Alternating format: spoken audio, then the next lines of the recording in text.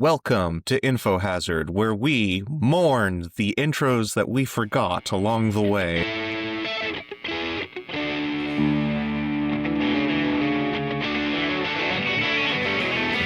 I'm your host, Phil. With me, as always, is my co-host, Dan.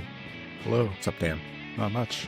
Speaking of those we mourn, we again mourn David, who is sick again. We got him out of the well, but he fell down the path of sports gambling. He's deep in the hole to the casinos, and he's on the run. He's on the run. Shady debt collectors. Yeah, he's hiding out in a undisclosed location that rhymes with Schmindia. So, what happened? What happened last week? Some not so good stuff. So the U.S. continued its campaign against alleged drug traffickers in the vicinity of Venezuela, and they not only blew up another boat, they then blew up the survivors who survived the boat blowing up initially, which, if it were during war, would be a war crime.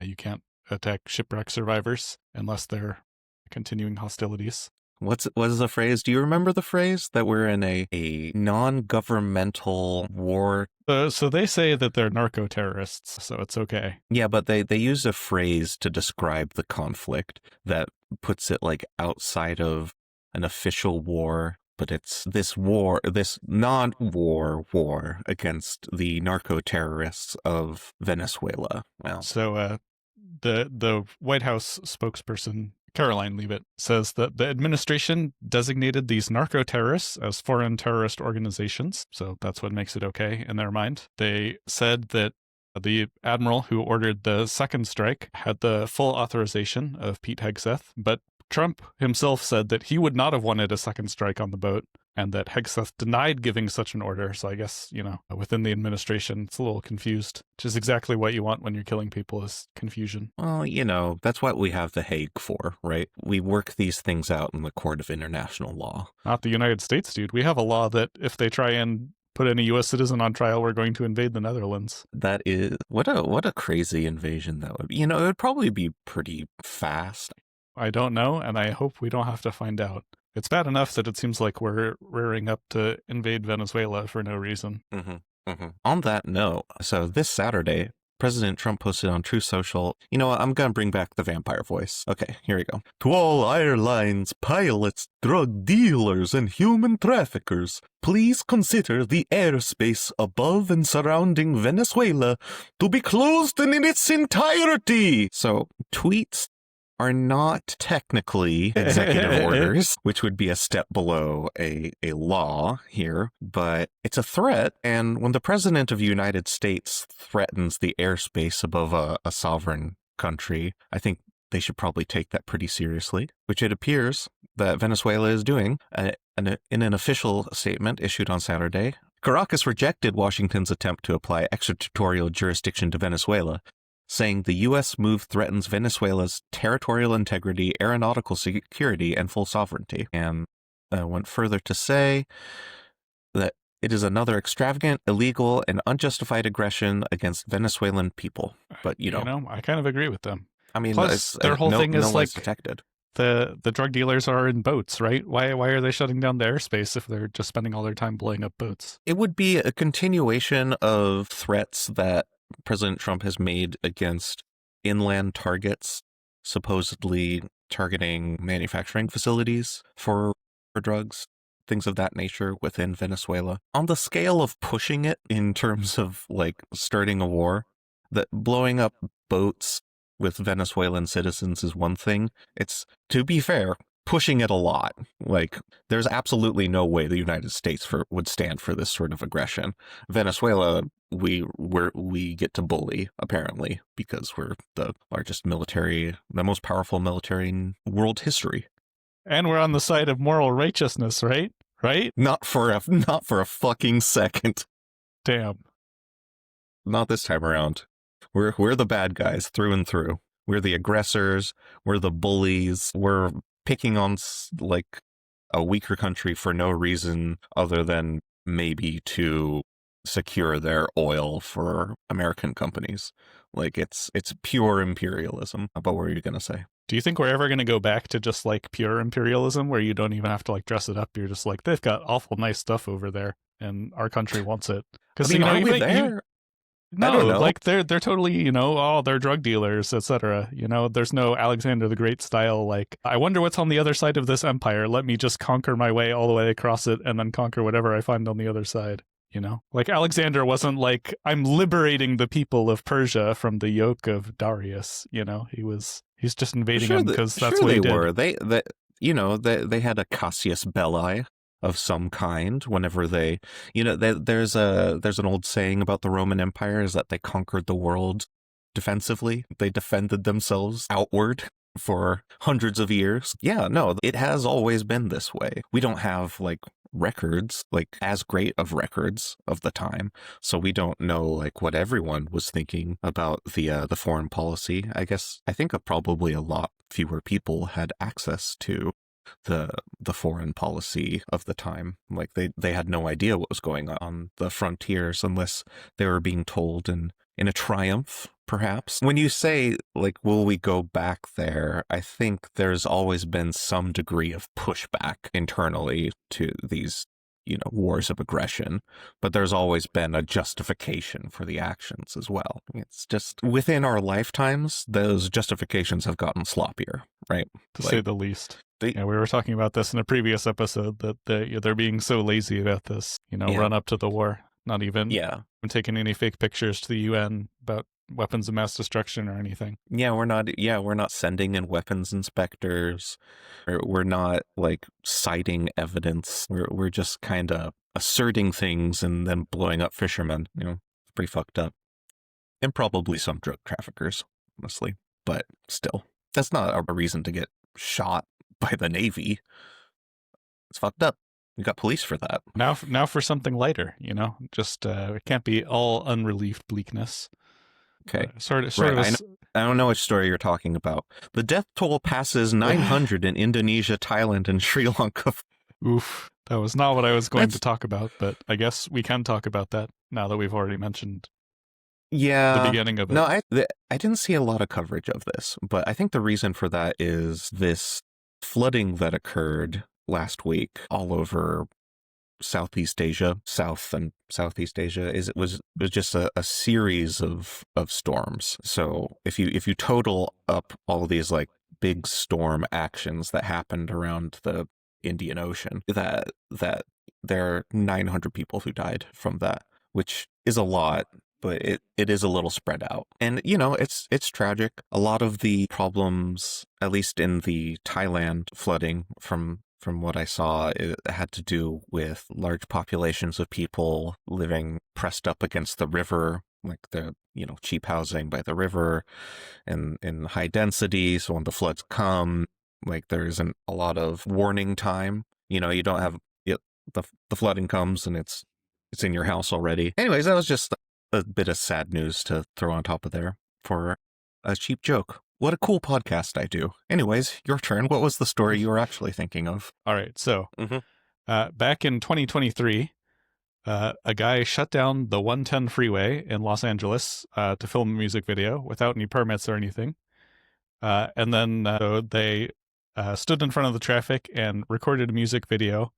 Drivers did donuts around him, or as the article puts it, spinning maneuvers known as donuts. Like an alien. Come on. But so anyway, he was charged, and I just found the name of his criminal charge to be kind of crazy and slightly amusing. He was charged with conspiracy to commit exhibition of speed, which I assume was mostly used for like sideshows and stuff. But now, the article title you linked, LA man charged with conspiracy to commit exhibition of speed. Now, I think an exhibition of speed in Los Angeles, I think this guy has gotten Keanu and Sandra Bullock and they're put in on a show. But no, this is a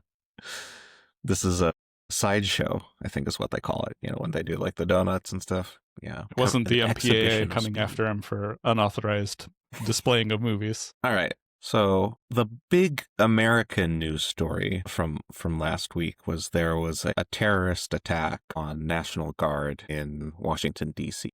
an Afghan national. He drove across the country and shot at some National Guard personnel in Washington, D.C. In response, Trump has halted all immigration from third world countries. There's that phrase that, always means a little something different depending on who's speaking, and has paused all asylum applications. Bit of a tangent, but in the original meaning of the phrase, wouldn't Afghanistan be a first world country because they were aligned against the Soviet Union? I guess so, though the Soviets invaded Afghanistan. I mean, the U.S. never claimed Afghanistan as U.S. territory, but it's not really our style. We tend to try to avoid that, or at least we have, following the invasion of the Philippines. We had a brief stint where we were conquering new American territories, and then that kind of went out of fashion. I don't know. How do you feel about that reaction? All asylum applications are now paused following this attack. I mean, it kind of feels like that they were just waiting for an excuse to do it, I was wondering about that. I was kind of confused in seeing that they were still accepting asylum applications. It seems like something that the Trump administration has railed against since day one. Turns out they were accepting asylum applications. They were approving asylum applications. In fact, the asylum application of the alleged terrorist here was approved under Donald Trump. It was filed during the Biden era and finally approved in April of 2025. So guess they should have done better vetting. I heard we were going to have the best vetting in the world. Right. Yeah. Well, all the vetting happened under the Biden administration, because like 2020, in 2025, it's impossible to say who's the president. That's a real tricky question of our time. Where was Obama on 9/11, dude?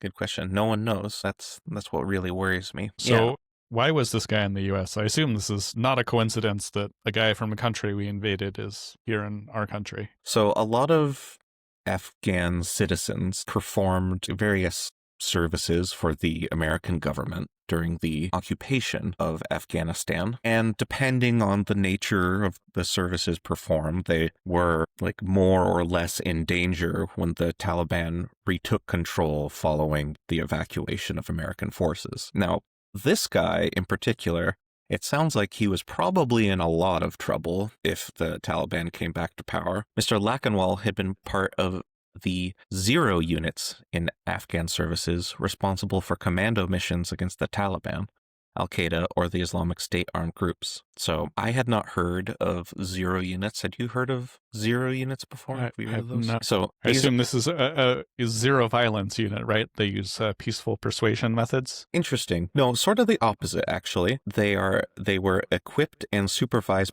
by the CIA, and they operated outside of the usual chain of command. A diplomat called them death squads. Good. And basically, a United States classic. Yeah, so they're extra shady, right? They're not even armed by the military. They're armed by the intelligence service, and the CIA sent these people out to take malignant actors off the battlefield.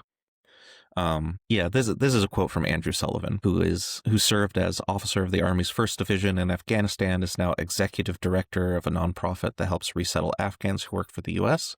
Quote from him: "Zero forces took malignant actors off the battlefield and saved American lives, period." Members of these so-called 0 units, known as National Strike Units, were among the most extensively vetted of any Afghans who worked for the American forces. So there you go again, the best vetting, the most vetting. CIA officers hailed their bravery, skill, and loyalty, and the agency prioritized their evacuation from Afghanistan following the fall of Kabul because they were the prime targets for the Taliban.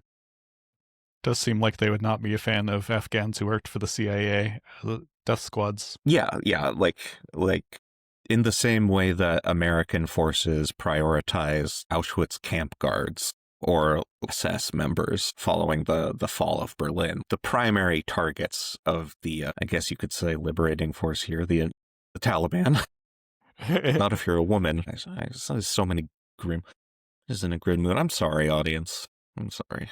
It's all right. The podcast is info hazard, not, we will swaddle you in happy information. Yeah, we're bringing you the real shit. Anyways, yeah, so they're going after the Death Squad people. So obviously, the Americans who want to back up their Death Squad people, again, who's the good guys here? Prioritize their evacuation. We got some more stuff here about these Afghan veterans. Thousands of these Afghan veterans have lived in legal limbo without work permits since arriving in the U.S., struggling to feed their families. CIA and military colleagues appealed to both the Biden and Trump administrations to resolve their legal status, saying the lack of progress was driving some veterans to despair. Yeah. Not a lot of work for death squads in the U.S. just yet. Right. More, I think that is as good a transition point as any for me to get into my shtick for this episode. Have you heard of the Imperial Boomerang theory? I have not. Is this Okay. no, I got nothing. It's sometimes referred to as Foucault's boomerang, though it wasn't originally like to go with the developed pendulum? by, or the pendulum, basically.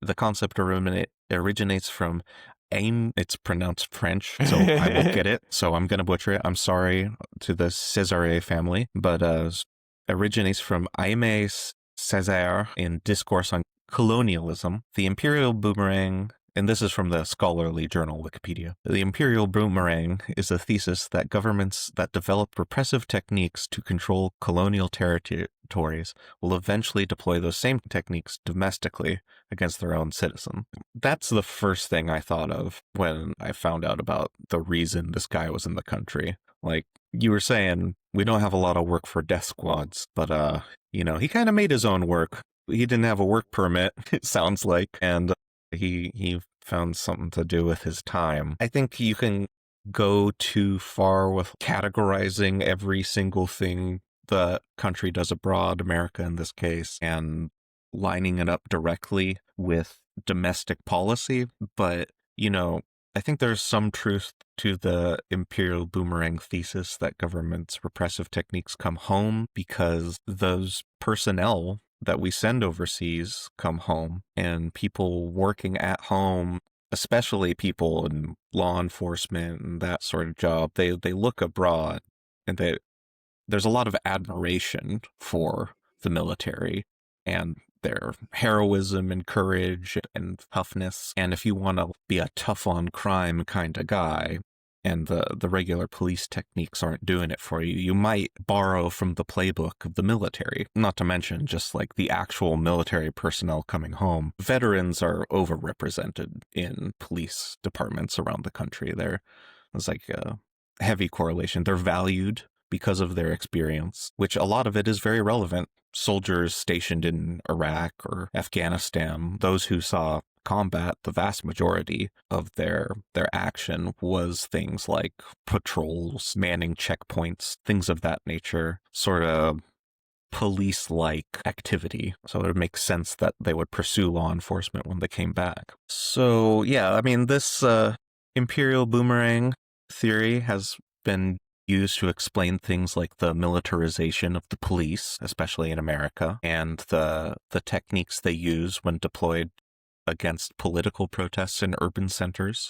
A lot of that, like the tactics, the on-the-ground tactics is borrowed from military tactics and the sort of things you would do to control a crowd, kettling, techniques like that, the deployment of chemical weapons, things of that nature. So this is like by analogy, there's that phrase, when you have a hammer, all your problems start to look like nails. It's like when you have a death squad, everyone starts to look like an enemy of the state. Yeah, exactly. I was looking at examples of this theory in action in the US, and I came across this Guardian article about the ways that Trump is eroding the rights of the people and how that kind of relates to the Imperial Boomerang. So there's kind of like three main methods that like this boomerang effect is implemented. There's like a creation of a caste system where the lower caste is subjected to the same techniques of oppression as like the people that were oppressed abroad. I mean, the US has always been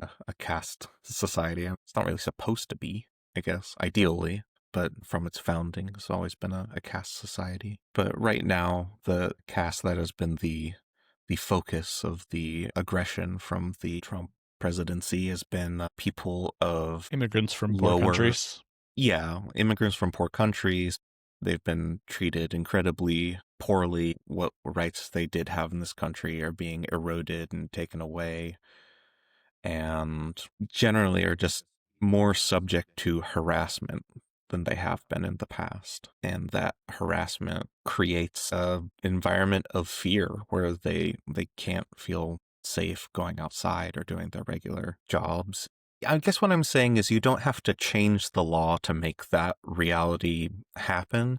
All you need to do is abuse the law repeatedly, like break those laws, break those norms with such regularity that that just becomes the perceived reality and the reality on the ground. You change the culture, you create a caste system by repeatedly violating those norms and abusing those people. So, Danny, can you think of any sort of techniques that were used abroad that have kind of wound their way back into our American daily life? I don't know. I guess you could say like divide and conquer, you know? Convince people that they hate their neighbor more than they hate their government. They'll never work together to fight against the government. That's true. It's like that. That's like a. I think of that as more of like a CIA thing than like a American military thing. But like this guy we were talking about earlier, he was a CIA operative. Yeah, this sort of influence campaign and dividing people, that's something that America employed against Iran, for example, prior to the ousting of the Shah. I think about this theory a lot, but when I start explaining the coming back part of it, I mean, like it never really comes back. It's just a milieu we all live in where the techniques are happening abroad and also happening at home. We've never stopped importing like things from our periphery. I think the boomerang theory of it worked better in the action of that boomerang going out and coming back. That worked better in the narrow context that sort of birthed the theory, where they were using this theory to describe the origins of fascism in Europe. Germany goes out to the frontier, does things like the Namibian genocide, and then, those troops come home and then they do genocide at home. They make concentration camps abroad. They come back, they make concentration camps that you can historically delineate, and then those people come back. Now in sort of the information age, we can always just back and forth, back and forth. We're always sharing notes. Bring the police stuff to the periphery, bring the stuff from the periphery back home. In that spirit, I was going to talk about this being like, what can we expect in the future? And I don't know, I think we're living in it. Basically, I couldn't find a single example of the things that American forces were criticized for that we're not just doing at home, like extraordinary rendition with the practice of taking people, kidnapping them, and then putting them in a foreign jail and like exporting or torture. Like we're doing that now with immigrants in this country, shipping them off to places like Myanmar and Salvador, Sikot, and whatever. So that's done. So If anything, dude, we're just taking the techniques we use against poor people in the US and just applying them to poor people in other countries, dude. We're not developing them overseas and bringing them back. I think extraordinary rendition is maybe an example that came from our foreign activities and then came home. Like, but the rest of these is just basically stuff we did against poor people in America. Secret detention, killing injured civilians, just talking about earlier. Secret detainee transfers, disappearance, torture, rape, stuff like that. Like all of this stuff is things that ICE has been credibly accused of. Deprivation of food and water, mock executions, threats of rape, sleep deprivation, forced nudity. Like all of this is happening at ICE detention centers. Hard to be proud of the US in this circumstance. Yeah, I guess what I would have liked to done after I came out of this research has been like, here's something that we should be prepared for and prevent in the future. That's not how research works. You go and look for something, and you're not just rewarding your preconceived notions. Confirming your preconceived notions. You're finding stuff out, and I just depends on how you do your example. research. Well, honestly, I think there are very few people who truly start from nothing. Like I think we all confirm our own suspicions to a certain degree, and it's kind of our job to challenge that as best as we can. I do my best, but I'm not perfect. This theory, it's best, I think, like any social science thing, as sort of identifying a relationship, I think is the best way to see this. Because if you pick at it for like the factual, like, did this come back? Like, you will discover that, the military trains at home. The CIA trains at home. So these things that are on the periphery are also homegrown. And when we're testing them out, we're often testing them on U.S. citizens, like was that chemical attack on San Francisco? Operation Sea Spray. They sprayed a Sea Spray. biological weapon into San Francisco to see how disease spread. It killed a guy. Yep, exactly. So we're doing stuff like that all the time. That does seem to be coming back to bite us. I mean, if you're gonna train death squads and then you're worried about your death squads dying because the people they were killing are gonna kill them, and you bring your death squad home, then you have people whose main job was death squad running around without employment and time on their hands, and maybe that causes problems. And it caused a problem in this case. And if you like to cause problems, let us know in the comments, and like and subscribe to Info Hazard. Because it's a cool thing to do with your time. A death squad for ignorance. We will kill your ignorance with facts and knowledge. Thank you. All right, bye. Another banger of an episode of Info Hazard. We put the bang in the banger of an episode. There we go. Yeah. This is good.